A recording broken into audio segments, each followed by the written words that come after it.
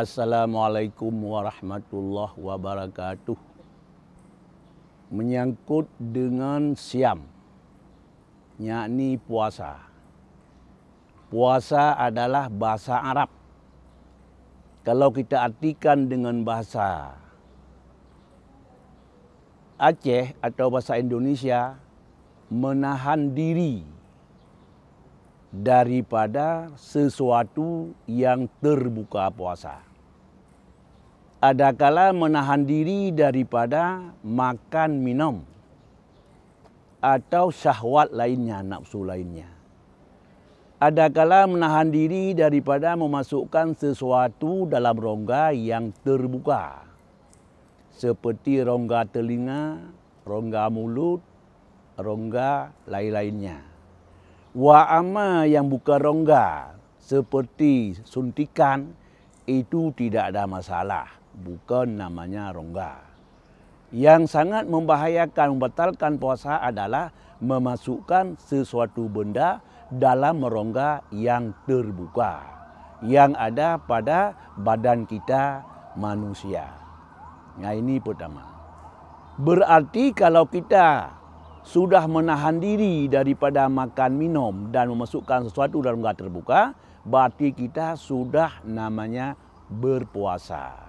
Apakah puasa ini puasa wajib seperti puasa di bulan suci Ramadan atau puasa sunat, yaitu puasa hari Khamis, hari Senin dan sebagainya.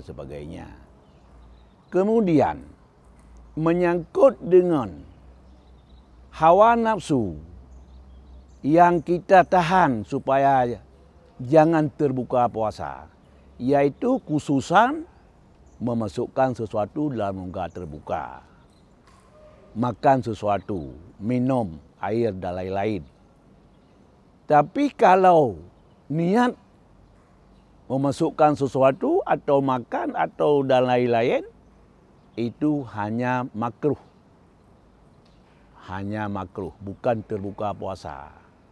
Misalnya kita mau minum air, niat saja tidak minum, itu namanya makruh. Jadi makruh, puasanya tidak terbuka, tidak batal. Cuma pahala puasa itu kalau sudah makruh, tidak ada lagi.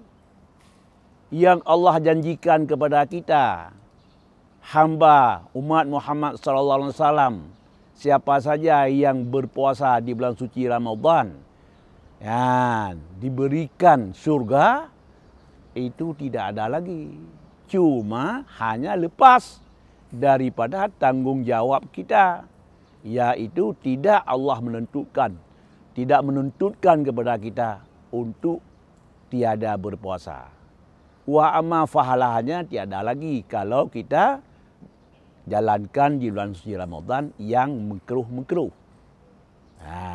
Tapi kalau memasukkan sesuatu dalam rongga atau makan minum, yang itu sudah jelas batal puasa. Insya Allah puasa kita terbagi kepada 3 macam.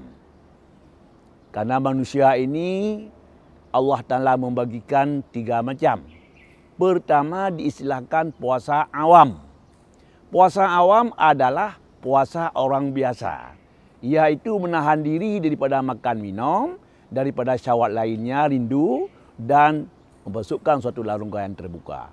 Ini sudah puasa orang awam. Yang kedua, puasa orang khawas. Puasa orang khawas yaitu puasa anggota 7. Yakni mata jangan lihat kepada yang maksiat, mulut jangan bilang yang tidak diridai oleh Allah, telinga tidak boleh mendengar yang dibenci oleh Allah, kaki tidak boleh berjalan kepada tempat yang tidak diridai oleh Allah, tangan tidak boleh ambil yang keji yang diharamkan oleh Allah. Itu namanya puasa khawas. Yang ketiga, puasa khawasil khawas.